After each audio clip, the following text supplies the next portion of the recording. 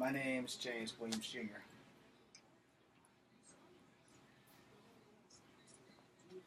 And this is Kung Fu Havoc number 2.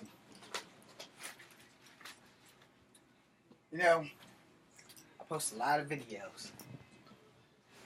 A lot of videos. You know, nothing's gone viral. You know, that's cool. Yeah. I don't have a lot of friends. Half my family, most of my family, don't really give a damn if I live or die. And that's cool too. So, let's talk about more supernatural shit. Alright? Take y'all on a supernatural journey because supernatural abilities is just like fire. Right, can y'all see that? You see the flickering flame? Don't worry, I'm not going to set the house on fire. That's not what I do. I read a lot of comic books. I've done a lot of research. And I want to talk to you guys about things that you probably don't know actually does exist. Granted, I am not gifted with these special abilities, but I do know for a fucking fact that they do have the possibility or extensionality. In reality, they do exist, but the few people who are gifted with them don't know how to either control them or keep them such a tightly knit secret because it's probably very stressful on their body. Let's go with kinetic energy.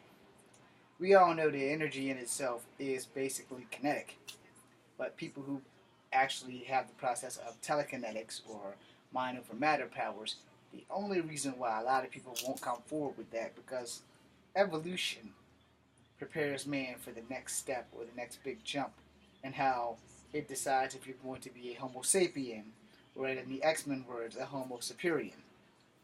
Now, let's want to understand why I'm bringing this up. Alright, as an X-Men fan, I'm pretty sure all of you know that there are people on Earth who really wish that they had these abilities. Now let me explain to you the reason why we don't have these abilities and some of us have the potential of having them. Alright, it has been scientifically proven that we only use 3/4 of our brain. Probably less than that if I'm saying it correctly. Might be 1/4. And it is also proven that most of us are left-brained and not most of us are right-brained. And most of the people who are right-brained are more left-handed. Now, if you are in the 10% percentile of those who can use both sides of your brains, that means your 4 lobes are working in unison. People who usually can do that either are artistic or have some form of Asperger syndrome. I'm pretty sure I'm not saying that shit right. Or they have something unique about them that no one understands, except for people who write comic books or read comic books and have extensive knowledge on things because we make it up as we go along. Alright, let me explain that. I'm sure you guys just heard me say we make it up as we go along. But here's the thing. I probably shouldn't be saying this, and hopefully the men in black won't show up at my door. Alright. Metaphorically, they have been studying, they've made movies about this, because George Clooney did a movie about this. I'm sure you guys probably know. Alright, if you're a Star Wars fan, you know that technically the Force is telekinetics, along with telepathics at the same time. How else can Luke and Leia telepathically communicate with each other, or move objects with their hands? Well, technically, the Force is basically a hyper-extended version of telekinetics and telepathy all at the same time. And then they say that there's a twin telepathy between twins. I personally do believe that that shit exists. The human body has not yet begun to be explored in the depths of the realms in which we have. There's a show on TV called Superhumans.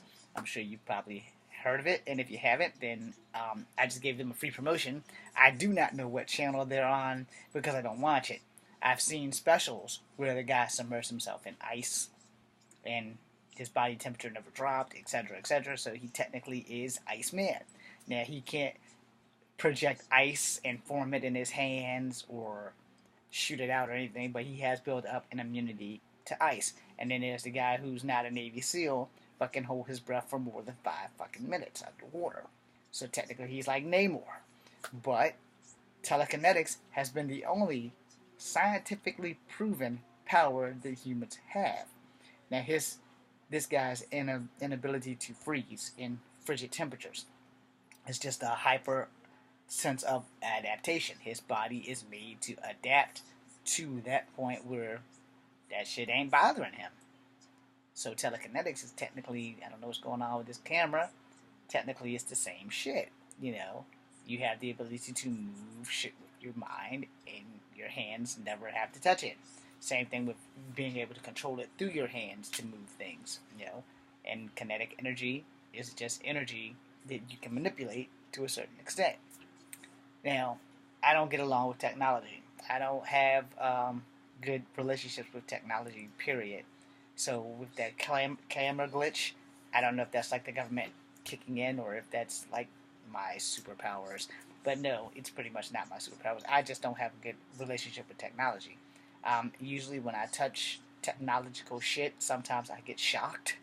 You know, so I'm really careful with things, and you know, I'm never gonna be static shock or anything like that. But you know, it's just that there is an electrokinetic energy, and we have that because when you static shock somebody, you have thousands. I can't give you the definition number, but you have thousands of electrons, neutrons, and protons running through your system at all times because these are your atoms. Your atoms are formed with protons, electrons, and neutrons, and if you're into science, then you know exactly what I'm trying to say, especially since I'm probably saying it wrong. So, what is kinetic energy? What is static energy? It is the ability that we all have, but not all of us have reached that level where we can unlock it. In a lot of martial arts, we use chi power. So when you see Hadoukens from Ken or Ryu, or when you see stuff from Mortal Kombat, some of these things are loosely based, in fact, in ancient Chinese folklore or ancient Asian folklore. So that can be politically correct because generally Japanese revere demons as heroes, like they're just below gods, and Chinese kind of do the same thing with like the Saiyans. And basically, if you watch Dragon Ball Z, then you should know that it's technically not Japanese; it's actually Chinese because it's a Saiyan was actually a man that became a monkey. They just reversed it, you know. So and they flew on clouds. The Monkey King is actually a Chinese legend, and somebody who I guess was Chinese decided I'm gonna go make $1 million in Japan by getting some Koreans to draw this Japanese animation, and I'm gonna get paid and tell the story of Goku. Just changed it around and everything because the Monkey King's name was not Goku; it was something else. But Goku works, you know, and there you go. Now, how did I get to that? Let me explain kinetic energy. You like this? You feel the heat in between your hands. You're making kinetic energy. But you don't really make kinetic energy, you just combine the kinetic energy that already flows through you. Chi power is a form of kinetic energy. Some of us have the ability to turn it externally. I am not one of those people. I will never claim to be one of those people who can turn chi externally. I've seen it done on TV, so we're gonna say on TV. I've seen it done on a documentary on one of the History Channels with some Chinese dude that set a piece of paper on fire with no cigarette lighters or anything. He just touched it with his hands, and they zoomed in on his hand. There's nothing there, and he's an old fella. And he just touched the paper, like he did like this, and then he touched the paper, and the paper caught a fire.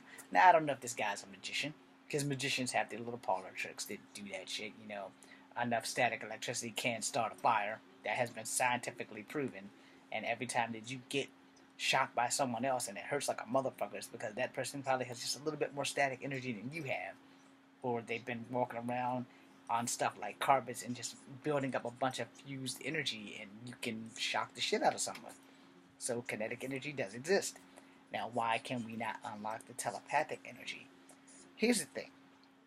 As I said at the beginning of the video, most of the people who can do telepathy and telepathic stuff or telekinetic stuff have more right brain abilities than left brain abilities, because your right brain supposedly controls your dreams and all this other stuff, and your left brain supposedly controls all your logic. Now, being that you have 4 lobes in your brain, it's kind of hard to say what does what because I'm not a brainiologist doctor. All right, I'm a person who reads a lot, who is fascinated by incredible shit. So, of course, I'm going to look into this shit and find out what does what. Now, let me go to martial arts on this, because as a martial artist, I have learned that there are 365 pressure points in the human body. 250 of them can kill you, and I know at least 230 of them that can give you pain or pleasure. It just depends on the situation you have at that moment. There are a lot of spots down the base of your neck and your spine that can do a whole lot of goddamn damage. There's a lot of spots in certain parts of your body that can do a whole lot of goddamn damage. And if you don't know these spots, when you get hit in them, that's when you find out, well, maybe I don't want to get hit there again. Kind of like the funny bone. No one goes around bumping their funny bone on fucking purpose because that shit fucking sucks. Alright? So you don't want to do that. Now here's the thing. Alright? Kinetic energy flows through your body. Just like the electrons, the protons, and the neutrons that flow through your body, and this shit is what causes static shock. I have scientifically looked this shit up. So, if you're going to Google it, fine. If you're going to do anything, I advise you to go find a fucking science book of the human body. And without these and without the flow of blood, you pretty much are a working human machine. And when the machine's battery dies, which is the heart and the brain, when they die, you die. Because your heart can die and your brain can live and they can replace your heart. They have never done a brain transplant to my knowledge. And if they do, I don't want to be the first person that volunteers for that shit. Because with my luck, it would be really, really bad. It would be like, okay, well, the only person whose brain you're compatible with is a 5-year-old Chinese girl. So we're going to put your brain in her body, and then we're going to see what happens to you from there on. As interesting as that sounds, I don't think I really want to be a 44-year-old black man in a Chinese girl's body that's 5 years old, especially with my knowledge of Kung Fu. The trouble that I would get into. Or, when I become a teenager, to quote Deadpool, you would sure feel sorry for the guy that pressures me into prom sex. Anyway, moving on from that fantasy, the thing with doing transplants like that, you would probably have to take the whole spine to a certain degree of spine to do a brain transplant, because the base of your spine at the back of your neck is where most of the human body is cut off. Alright? So if you're in a fight and someone goes past you, like if you sidestep, if you smash down on them, you want to hit them down in the biggest bump in their back. And that generally should cripple their ass for the rest of their life. If done right, it will cripple them. If done wrong, you very well may kill the motherfucker. And we don't want to do that, because I just taught you how to kill someone. That shit would not be cool. But, for all medicinal purposes of this video, no one's done a brain transplant that we know of. At least not in America. Now, things happen in secret, and, I still believe that Area 51 is still being maintained closely, even though you can watch all these Area 51 files on Destination America and other things. And, there are some things that we probably should not fuck with. And those things would probably be the Yeti, the Ringaroo, Wendigo, and a lot of other Native American legends that will probably fuck you up. Now, the good news is I'm part Native American, so I know what not to do. One, if you're going to be captured by Yetis, you'd probably kiss your ass goodbye. No, without question.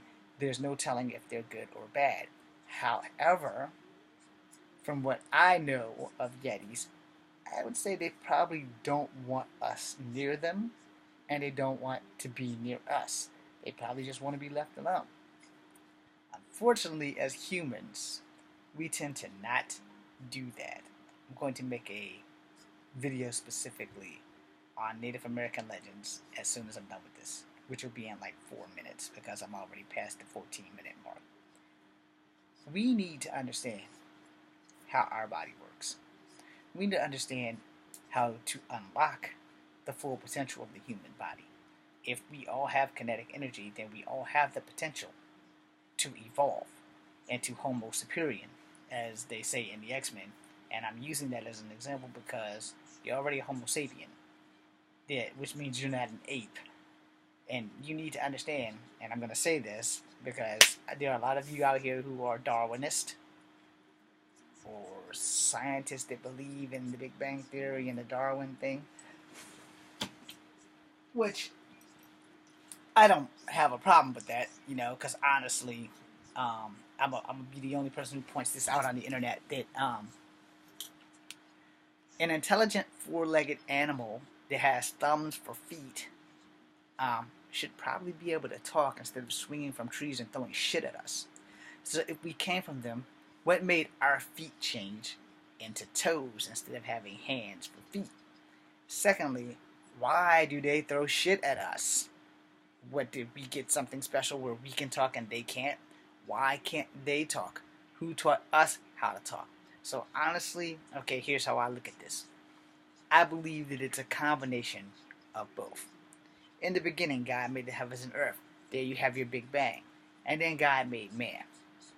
He made man on the sixth day, if I'm telling it right.